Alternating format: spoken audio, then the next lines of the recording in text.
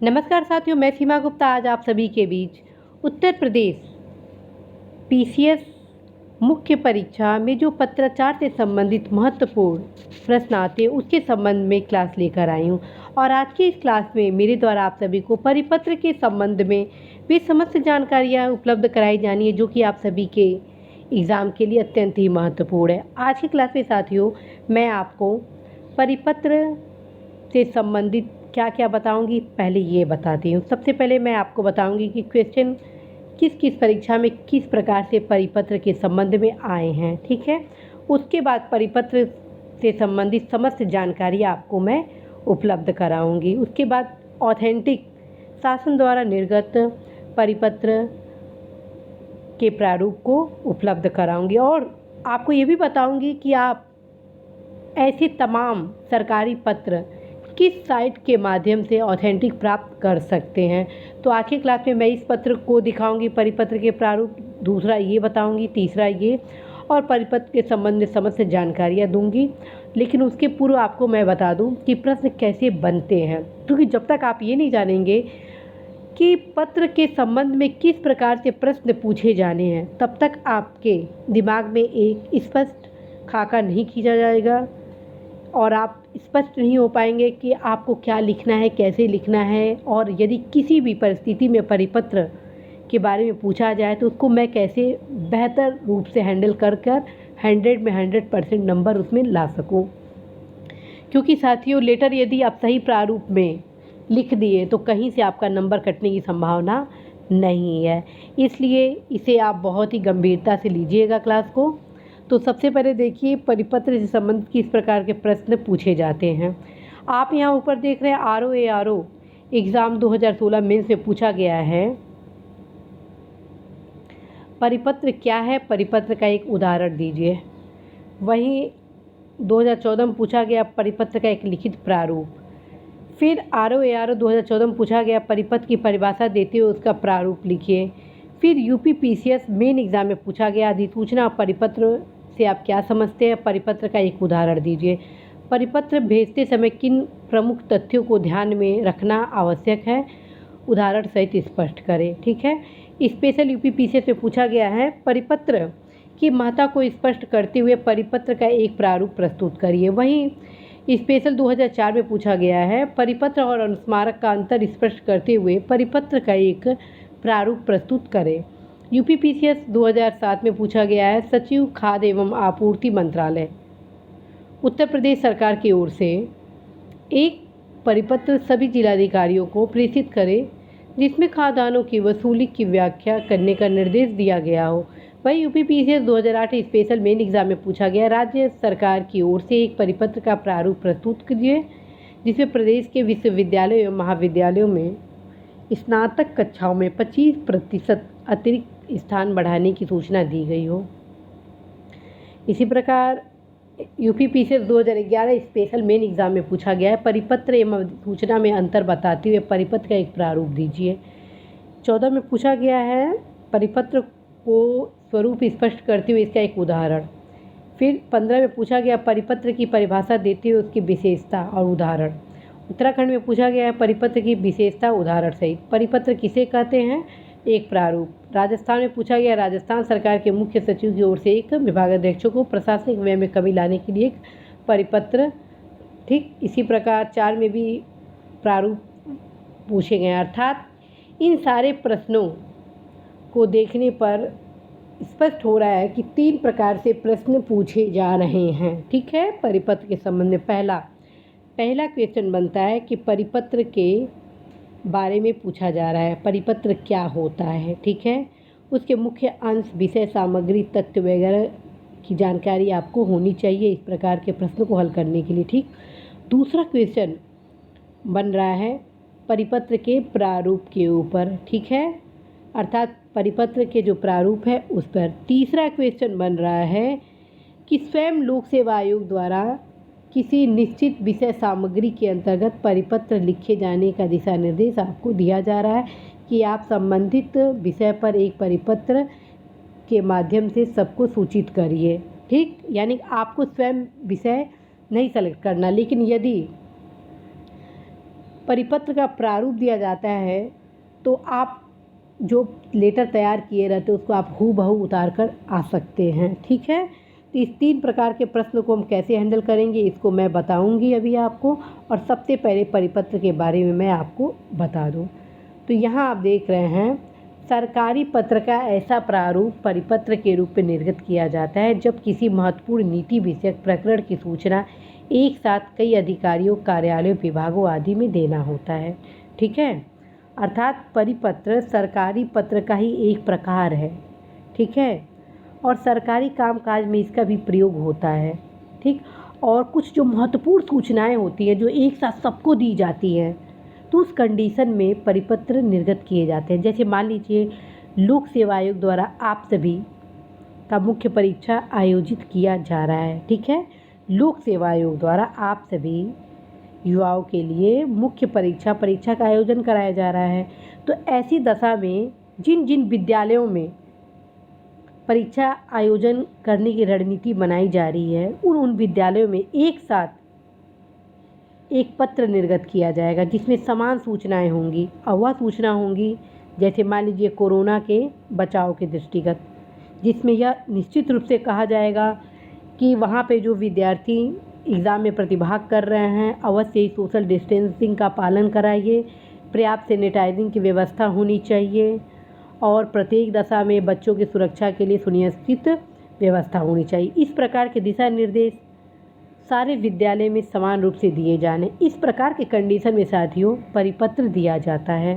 ठीक है, तो यहाँ आपका क्लियर हो गया। इसी प्रकार कोई जो महत्वपूर्ण प्रकरण होते हैं और एक साथ सारे अधिकारियों को देने होते हैं तो एक ही पत्र होता है और उस पर ऊपर लिख दिया जाता है समस्त अधिकारी जिनको दिया जाता है उनको संबोधित कर दिया जाता है, तो वो हो जाता है परिपत्र।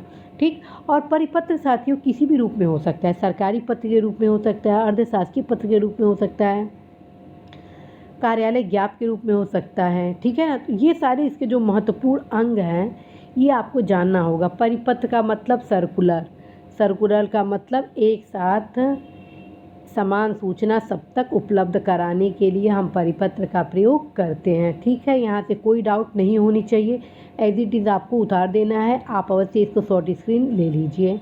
ठीक है, दूसरे पैराग्राफ में मैं लिखी हूँ, परिपत्र सरकारी पत्र, अर्धशासकीय पत्र, कार्यालय ज्ञापन, अधिसूचना आदि विभिन्न प्रारूपों में आवश्यकता अनुसार निर्गत किए जाते हैं। ठीक है, परिपत्र की भाषा शैली संयत होती है। इस पत्र में मुहावरा, लोकोक्तियाँ अथवा अनावश्यक शब्दों का प्रयोग नहीं किया जाता है। ठीक है, जिस भी प्रारूप में परिपत्र निर्गत किया जाता है उस प्रारूप के पत्र का समुचित नियमों का पालन करते हुए कार्यालय, विभाग, प्रेषक, प्रेषित पत्र संख्या, स्थान तथा दिनांक आदि यथा स्थान पर ही लिखा जाता है। ठीक है, अगर मान लीजिए क्वेश्चन ये आ जाए परिपत्र की महत्ता या विशेषता लिखे तो आप ये टोटल चीज़ लिख देंगे। ठीक है, और साथ में कुछ महत्वपूर्ण शब्द भी लिखेंगे जैसे परिपत्र विभाग की आंतरिक तथा व्यापक जानकारी के लिए वितरित किया जाता है। किसी महत्वपूर्ण विषय पर एक साथ समस्त अधिकारियों को जिनको वह सूचना उपलब्ध कराई जाती है निकाली जाती है, इसकी भाषा शैली संयमित होती है। परिपत्र एक प्रकार की सूचना है जो कोई विभाग अपने अधीनस्थ कर्मचारियों को देता है। ठीक है, नीचे हस्ताक्षर और पदनाम होता है, यदि संलग्नक होता है तो इसका भी उल्लेख किया जाता है। इस प्रकार साथियों इस पत्र की विशेषताओं को आप अंकन करेंगे। अब हम आते हैं प्रारूप के बारे में। अब साथियों मैं यहाँ पर आप सभी को परिपत्र के प्रारूप से अवगत कराऊंगी और यदि आपसे यह क्वेश्चन किया जाता है परिपत्र का एक प्रारूप दीजिए तो साथियों आप इसको हूबहू उतार सकते हैं। ठीक है, ये जितना मैं बता रही हूँ शॉर्ट स्क्रीन इसको एज इट इज़ आप उतार सकते हैं, कहीं कोई समस्या नहीं होगी। ठीक है, बस आप यहाँ पे जो अधिकारियों का नाम लिखा गया है वो नाम नहीं लिखेंगे, पदनाम लिख सकते हैं लेकिन नाम नहीं लिखिएगा, नाम की जगह पे क ख ग या अ ब स लिखेंगे। ठीक है, इस प्रकार से आप पूर्णतया आप नियमों का जरूर पालन करिएगा। ध्यान रखिए जब भी आप परीक्षा देते हैं नाम आदि नहीं लिखते हैं जिससे किसी भी प्रकार से चिन्हांकन हो। ठीक है, तो ये आपका एक ऑथेंटिक प्रारूप है जो शासन द्वारा निर्गत किया गया है। और साथियों आप इस प्रकार के तमाम सरकारी पत्र इस साइट से प्राप्त कर सकते हैं। देख लीजिए नीचे ब्लू कलर में आपको दिख रहा है शासनादेश uk.uk.gov.in, ठीक है, शासनादेश.up.gov.in पर इस प्रकार के पत्र आप प्राप्त कर सकते हैं, सरकारी पत्र, और ये ऑथेंटिक पत्र है। यदि आप सेम प्रारूप में परिपत्र लिखते हैं, एक भी नंबर आपका कहीं से कटने की संभावना नहीं है, ठीक है। तो सबसे पहले देखिए परिपत्र में, जो कि एक सरकारी पत्र के प्रारूप में मैं यहाँ पे उपलब्ध कराई हूँ, सबसे पहले पत्र के यहाँ पे दाहिनी ओर पत्र संख्या का अंकन किया गया है, ठीक है। उसके बाद प्रेषक है, ठीक है, और प्रेषक में यहाँ पे अधिकारी का नाम है। ये ध्यान रखिए, सरकारी पत्र में यहाँ पे प्रेषक में अधिकारी का नाम है। यहाँ पे आप नाम नहीं लिख के लिखेंगे क्या, अ ब स या क ख ग, फिर पद लिखेंगे और उसके बाद विभाग, ठीक है। और जिसको भेज रहे हैं तो सेवा में लिखेंगे, और यहाँ पे जब सेवा में करेंगे तो नाम नहीं लिखेंगे, बस पद लिखेंगे और विभाग को चिन्हित करेंगे, ठीक है। उसके बाद किस विभाग से निर्गत हो रहा है, खाद्य एवं रसद अनुभाग 5 से, ये यहाँ लिखेंगे, यहाँ पर स्थान और दिनांक लिखेंगे, फिर आप विषय लिखेंगे, और फिर उसके बाद आप महोदय लिखने के बाद जो विषय होता है उसको आप लिख देंगे। और फिर नीचे साथियों इसमें संलग्नक का भी उल्लेख है, तो संलग्नक लिखेंगे, और संलग्नक के बाद आप डैश करके यथोक्त लिखेंगे या यथोपरि लिखेंगे। सुन लीजिए, यह एक शासकीय भाषा है जिसमें आप 2 शब्द का प्रयोग कर सकते हैं, या तो यथोक्त या तो यथोपरि, ठीक है। सुन लीजिए फिर से, यथोक्त या यथोपरि। आप सभी द्वारा कमेंट बॉक्स के माध्यम से पूछा जाता है कि मैडम यथोक्त क्यों लिखा जाता है या यथोपरि क्यों, तो आपको बता रही है एक शासकीय भाषा है, आप इसके अलावा कोई शब्द प्रयोग नहीं करेंगे, आप यही करेंगे, ठीक। दूसरी चीज़, हर एक चीज़ आपको इसमें गौर करने वाली चीज़ है, कहाँ पर कॉमा है, कहाँ पर डैश है, कहाँ पर फुल स्टॉप है, कहाँ पर संख्या है, कहाँ दिनांक है, कहाँ स्थान है। थोड़ा सा भी इधर उधर हुआ साथियों तो नंबर आपके कट जाएंगे। ये इसी सेम फॉर्म में होने चाहिए आपकी। तो ये आपके पत्र शॉर्ट स्क्रीन ले लीजिए और इसको आप अच्छे से देखिए, और बल्कि मैं ये कहूँगी एक बार लिख कर भी आप प्रयास कर लीजिएगा। तो ये तो आपका सरकारी पत्र रहा साथियों, और यहाँ पे आप देखिए प्रेषक के बाद कॉमा है, फिर यहाँ रविंद्रनाथ सिंह है, ठीक है, यहाँ पे भी कॉमा है, ठीक।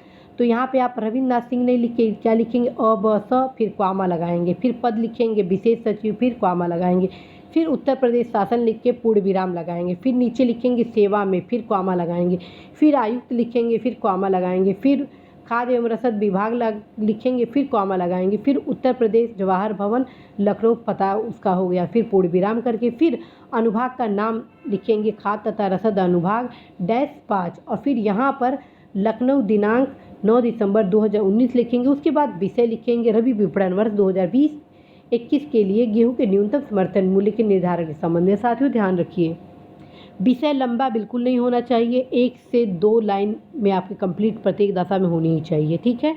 फिर उसके बाद आप महोदय लिखेंगे, महोदय के बाद भी कॉमा आएगा, फिर उसके बाद आप मुख्य लेटर के अंश में आएंगे। आप सभी द्वारा कहा जाता है कि मैडम मुख्य भाग पत्र का कितना हो, ध्यान रखिएगा, जिस प्रकार से प्रश्न पूछा जाएगा मुख्य भाग उसी प्रकार से लिखा जाता है। ऐसा नहीं है कि प्रश्न खूब लंबा पूछ दिया गया है और आप 10 लाइन में ही लेटर समाप्त कर देंगे। जब तक मुख्य अंश सारे ना आ जाए मुख्य भाग में तब तक आप समाप्त नहीं करेंगे, भले 2 पेज का लेटर क्यों ना हो जाए या 3 पेज का, ठीक है। तो ये चीज़ आप ज़रूर ध्यान में रखेंगे।